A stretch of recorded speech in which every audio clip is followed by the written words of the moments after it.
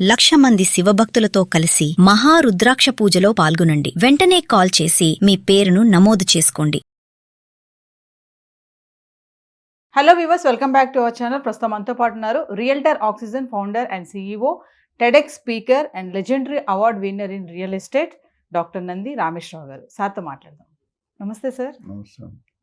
Sir, Trump తీసుకునే నిర్ణయాలు మన వాళ్ళనే కాకుండా అటు అమెరికన్స్ని కూడా భయభ్రాంతికి గురి చేస్తున్నాయి. రీసెంట్గా చూసుకుంటే సోషల్ మీడియాలో వైరల్ అవుతున్నాయి.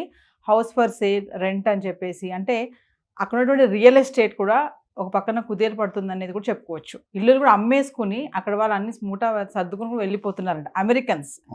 ఎందుకు అంటారు ఇదంతా? ఒకటే ట్రంప్ ట్రంప్ ట్రంప్, ఇంకే రీజన్ లేదు. Second place Elon Musk.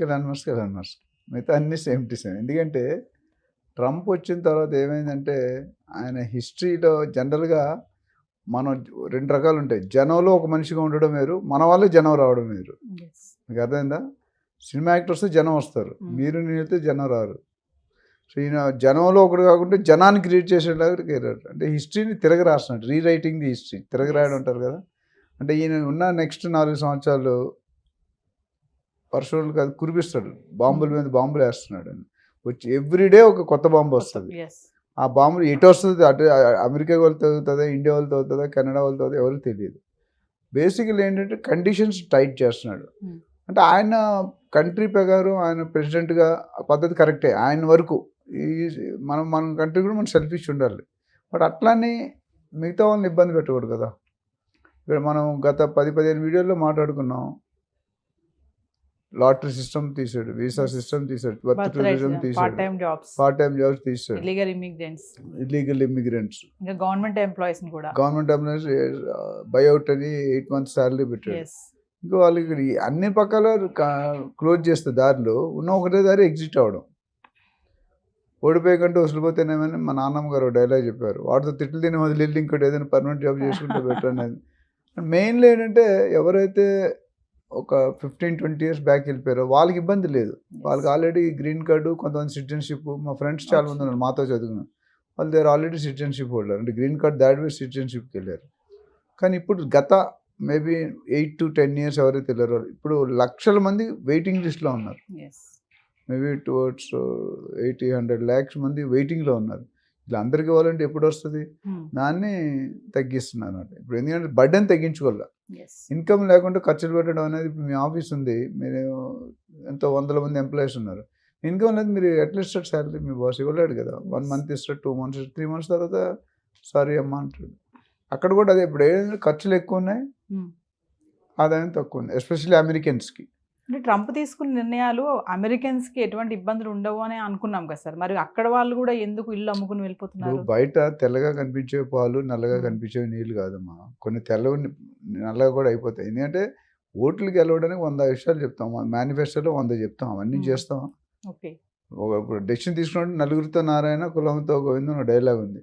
వాళ్ళతో పాటు వీళ్ళు కూడా అందులో కూడా మన వాళ్ళు ఒకటే కదా, వాళ్ళ దాంట్లో కూడా కొన్ని ఇల్లీగల్ ఉండొచ్చు కదా, చదువు లేని వాళ్ళు ఉండొచ్చుగా. వాళ్ళు 10th class అయితే రోడ్డు మీద పడేస్తారు అమ్మా నాన్న. దే డోంట్ డీల్ విత్ వాడంతా కూడా బతకాలి, అయితే చచ్చిపోవడం బెటర్ అంటారు. వాళ్ళ అమెరికా రూల్ ఏంటంటే up to 10 years they will give you shelter, mother and father. తర్వాత they don't depend on mother and father, మీకు తెలిసే ఉంటారు.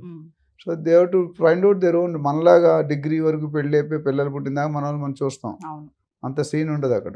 ఇక అందుకనే మనం ఇబ్బంది పడతాం, వాడు ఇబ్బంది పడదు. మొదట్లోనే కష్టాలతో పైకి వస్తాడు వాడు.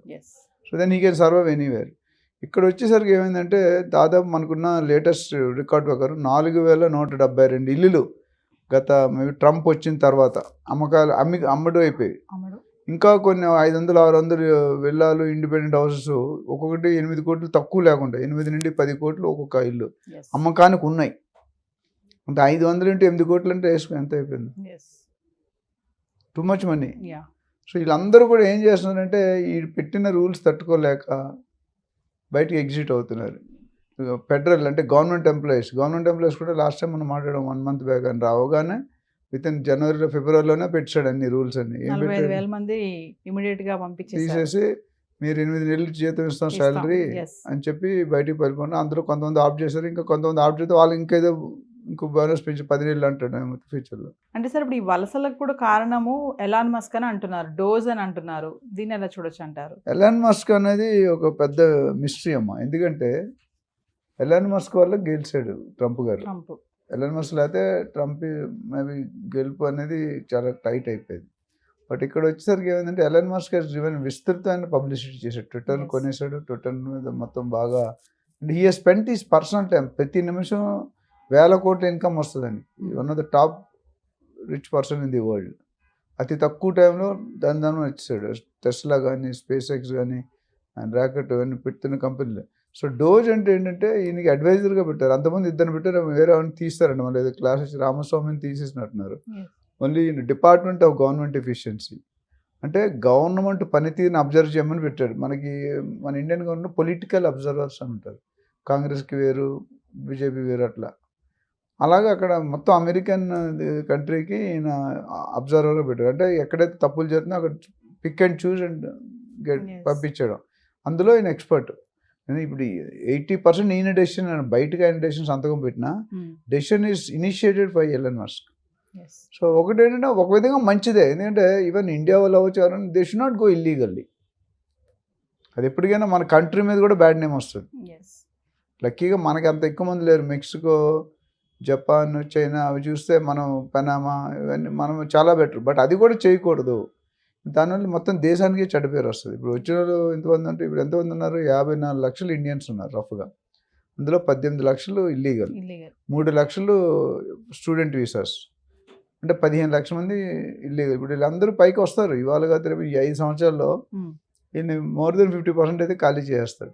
అంటే ఇప్పుడు అమెరికాలో రియల్ ఎస్టేట్ చాలా డౌన్ఫాల్ ఉంది అంటే ఏం చెప్తారు సార్? ఇప్పుడు డౌన్ఫాల్ ఉంది. ఎందుకంటే now it is sellers market. అంటే బయర్స్ కొనేటట్లేరు. అందరూ అదే స్టేజ్లో ఉన్నారు. ఇల్లు ఉన్నాడు, ఇల్లు అన్నాడు అదే స్టేజ్లో ఉన్నారు. ఇల్లు అన్నాడు ప్రాబ్లం లేదు, రెంట్ ఖాళీ చేయరు. ఉన్నాడు మరి వీడు వెళ్ళిపోతే ఇల్లుకి రెంట్ ఎవరు ఇస్తారు? జనాలు వెళ్ళిపోయే ట్రెండ్లో ఉన్నారు. ఇప్పుడు ఇక్కడ ఏమవుతుందంటే ఎవరైతే జాబులు పోయి, బిజినెస్లు పోయి, ఇల్లీగల్ వలసలు వచ్చి ఇల్లీగల్గా ఉంటున్నారో వాళ్ళందరూ కూడా they are taking a decision. ఎందుకంటే ఇప్పటికే చాలామంది ఇండియాకి తిరిగి వచ్చారు.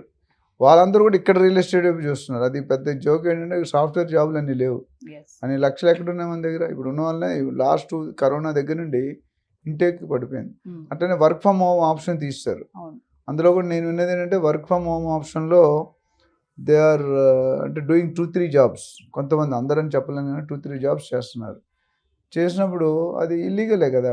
ఒక కంపెనీ దగ్గర సాలరీస్ ఇంకో కంపెనీ పెంచడం కరెక్ట్ కాదు. ఇవన్నీ బయటకు వచ్చాయి. The kept A separate body, separate team to identify these illegal issues. అదే పని వాళ్ళు. సో ఏదేమైనా సార్ ట్రంప్ అయితే ఈ లాస్ట్ టర్మ్ కాబట్టి ఈ టర్మ్లో మొత్తం అంతా కూడా ఆయనకున్న మంచి ఆలోచనలు, పిచ్చి ఆలోచనలు, అన్ని ఆలోచనలు జనాల మీద రుత్తాడు. ఇంప్లిమెంట్ అందుకు కొన్ని సక్సెస్ అవుతాయి, కొన్ని సక్సెస్ అంటే ఆయన సైన్ చేసిన దాంట్లో పోవు. బట్ కొన్ని అయితే పోయే అవకాశం ఉన్నాయి. అన్ని ఇప్పుడు బర్త్ డివిజన్ అనేది టఫ్ ఏరియా, అది కంట్రీకి సంబంధించింది. ఈ చిన్న చిన్న వ్యవసాయం అన్నీ కూడా ప్రొసీజర్లో కూడా any time they can do. As of today lot of people are under threat. ఇంక ఈయన కానీ ఇంకో టర్మ్ వచ్చాడంటే తేడాలు వస్తాయి. వచ్చే అవకాశం లేదు కాబట్టి. Thank you sir. Thank you.